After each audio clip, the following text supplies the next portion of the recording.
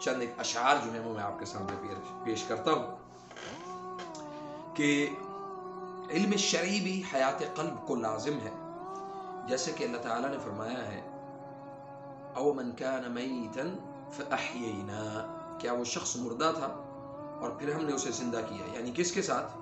یعنی ایمان، علم اور ہدایت کے ذریعے۔ معاذ بن جبل رضی اللہ عنہ کا قول ہے، کہتے ہیں کہ والعلم حیات القلب، حیات القلوب من الجہل، علم دلوں کی زندگی جبکہ جہالت دلوں کی موت ہے۔ ٹھیک ہے جی۔ اور اسی طرح گناہوں کا ترک کرنا بھی حیات قلب کا باعث ہے، یعنی دلوں کی زندگی ہے۔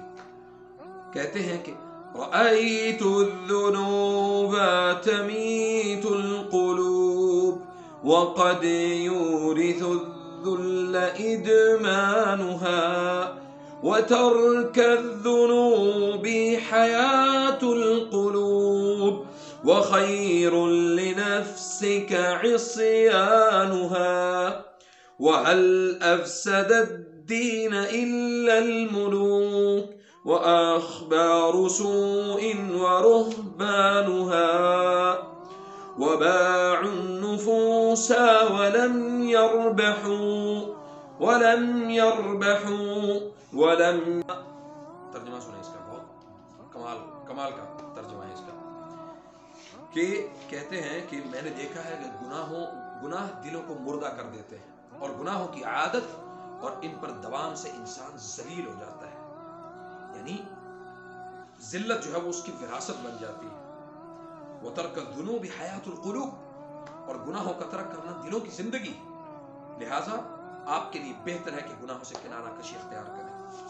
اور پھر فرمایا کہ بادشاہوں، علماء سوء اور جاہل درویشوں کے علاوہ دین کو کسی نے نہیں بگاڑا۔ اللہ اکبر۔